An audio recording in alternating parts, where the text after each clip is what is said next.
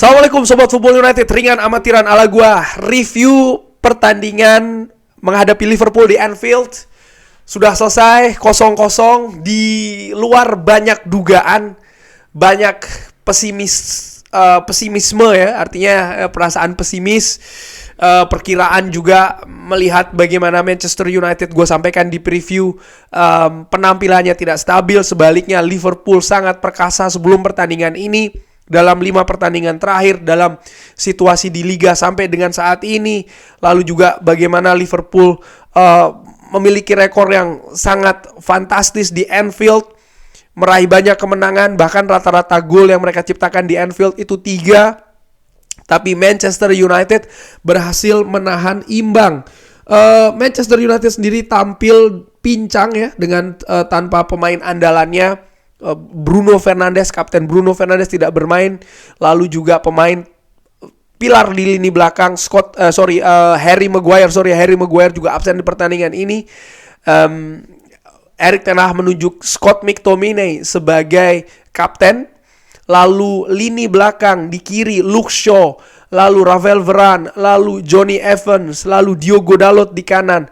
Dan di tengah ditempatkan duet ya, pivot Kobbie Mainoo dan Sofyan Amrabat, Anthony, lalu Garnacho di kiri, lalu Scott McTominay di posisi nomor 10, dan di depan ada seorang Rasmus Højlund. Di pertandingan di babak pertama 10 menit awal, Manchester United langsung mendapatkan tekanan yang bertubi-tubi dari Liverpool, dan ini sesuai dengan perkiraan gua. Namun pemain Manchester United tampil sangat solid, tampil sangat disiplin, sehingga tidak memberikan banyak ruangan bagi para pemain Liverpool.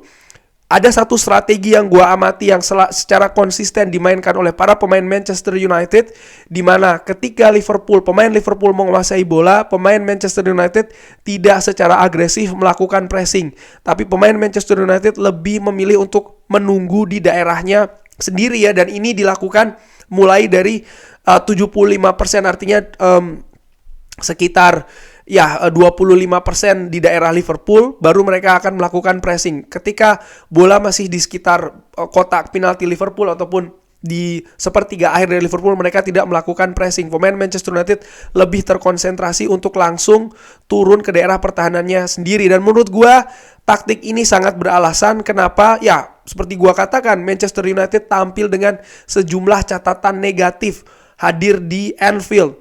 Penampilan terakhir mereka, situasi dressing room, keadaan banyak sekali pemain yang cedera, inkonsistensi di squad ini yang menurut gua sangat-sangat berbahaya dan juga beresiko kalau Manchester United mengajak Liverpool justru bermain terbuka di Anfield. Hal ini sebenarnya sering terjadi di zamannya Sir Alex Ferguson, bagaimana pemain Manchester United diminta untuk tampil sangat hati-hati karena Anfield atmosfernya sangat berbeda. Ditambah Liverpool sedang dalam situasi yang bagus-bagusnya di pertandingan tadi. Serangan demi serangan menurut gua terus dilakukan oleh kubu Liverpool. Tapi Manchester United paling tidak di 15 menit awal, 20 menit awal sempat mendapatkan beberapa momentum serangan, utamanya dari sisi kanan, dari sisinya Anthony. Hanya saja tidak dikonversi dengan bagus ya, tidak diselesaikan dengan bagus, sehingga terbuang percuma. Gue menyoroti di babak pertama bagaimana seorang Sofyan Amrabat yang terlalu sering kehilangan bola, sering salah posisi, dan juga sering salah umpan. Ini menyebabkan macetnya serangan dari Manchester United, terutama ketika melakukan build up. Nah, macetnya build up dari Manchester United ini membuat seorang Rasmus Højlund yang memang diplot sebagai ujung tombak sendirian di depan tidak banyak berguna, karena Manchester United ketika mendapatkan pressing dari para pemain Liverpool, sering sekali bola-bolanya itu dikembalikan ke Andre Onana dengan harapan Andre Onana melakukan long ball direct dari belakang, dan pemain Liverpool benar-benar memanfaatkan situasi tersebut ya, karena mereka melakukan pressing, dan pemain Manchester United kualitas umpannya pun juga tidak bagus, utamanya dari lini tengah, dan sering terbuang percuma. catatan lainnya, sering sekali ada kesalahpahaman yang terjadi di lini depan, terutama ketika melakukan build up. Sering juga dengan seorang Sofyan Amrabat, sehingga menurut gua ya ini yang mengakibatkan macetnya serangan dari Manchester United. Walaupun demikian, memang konsentrasi terbesar di pertandingan tadi tentu saja ada di lini belakang yang menurut gua tampil secara Spartan, secara luar biasa. Memasuki babak kedua, di live commentary gua katakan Manchester United harus waspada di 10 menit awal, karena pasti Liverpool akan langsung berusaha untuk mendobrak. Liverpool akan langsung berusaha untuk melakukan serangan yang mereka berusaha untuk mencetak gol seawal mungkin. Tapi Manchester United, pemain belakang Manchester United tetap tampil disiplin. Dengan situasi skuad yang sangat tipis, mereka yang tentu saja punya resiko terkuras fisiknya ya, tetap berusaha untuk tampil fokus, tampil disiplin. Tetap dengan skema yang sama, mereka tidak terlalu tinggi dalam melakukan pressing, mereka juga lebih menunggu di daerah sendiri, dan ini memberikan kesulitan betul bagi para pemain Liverpool untuk bisa membongkar pertahanan Manchester United. Ada perubahan skema yang dilakukan oleh Jurgen Klopp dengan menarik Gravenberch dan juga Szoboszlai, memasukkan Joe Gomez dan juga Cody Gakpo, karena seorang Trent Alexander-Arnold diberikan posisi di tengah dan Joe Gomez di posisi sebelah kanan ya.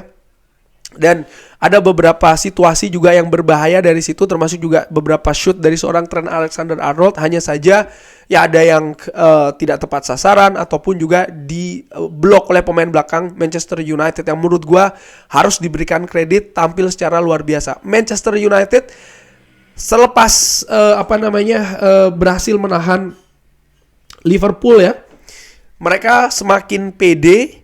Dan menurut gua tadi sempat di menit sekian tadi, dari seorang dari menit ke-68 ya tepatnya, ada skema serangan, Rasmus Højlund berhasil lepas dan one on one dengan Alisson Becker.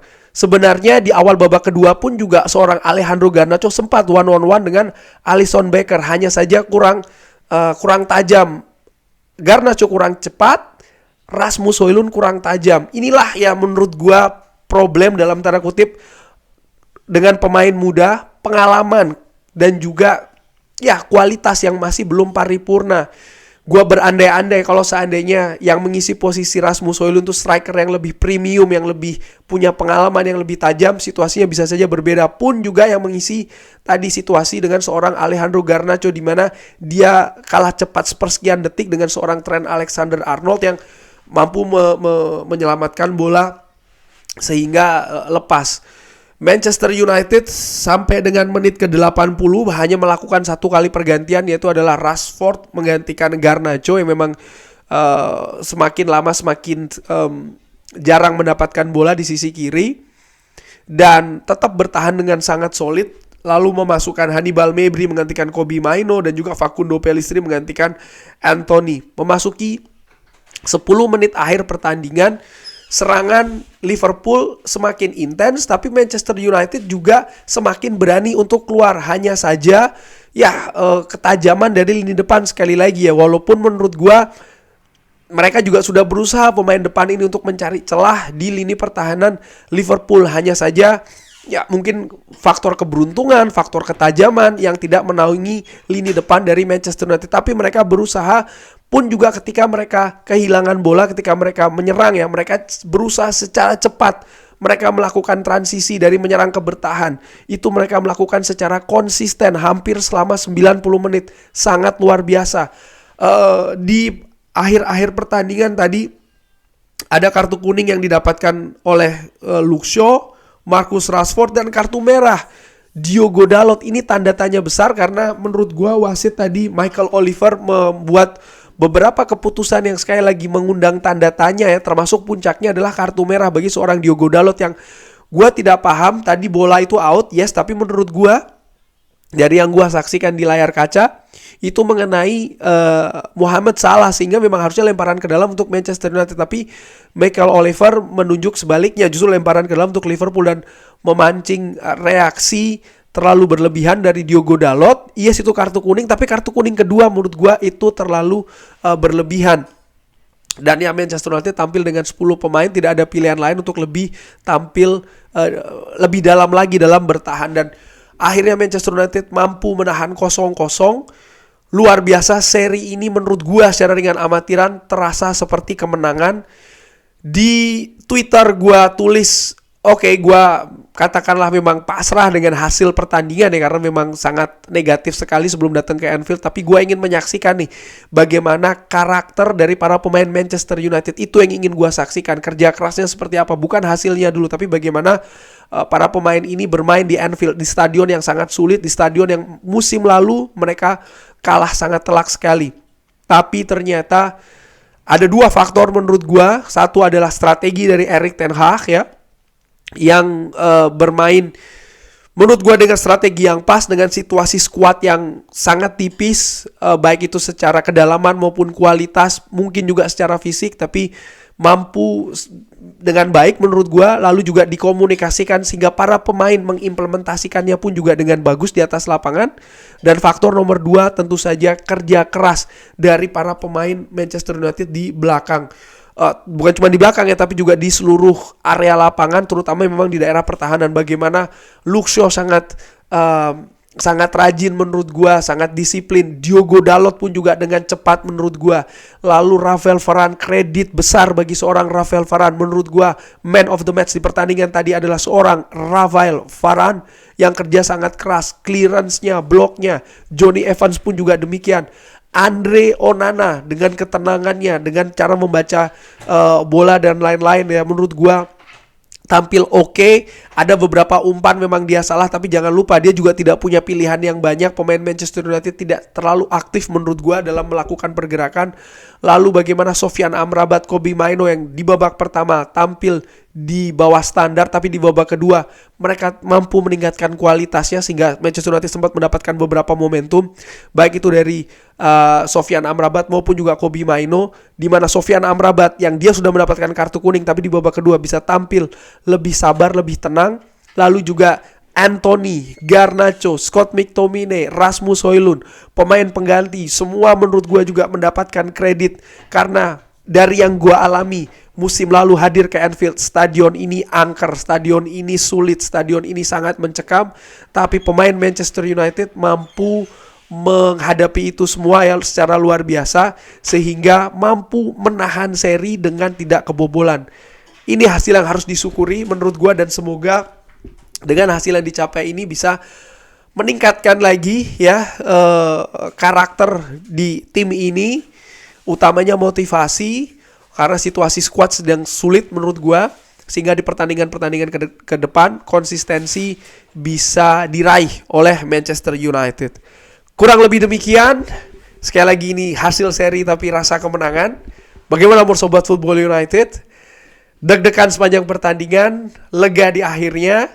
Siapa pemain terbaiknya bisa drop di kolom komen. Terima kasih sudah menyaksikan. Jangan lupa like, subscribe. Wassalamualaikum warahmatullahi wabarakatuh. Glory, glory Manchester United. Thank you.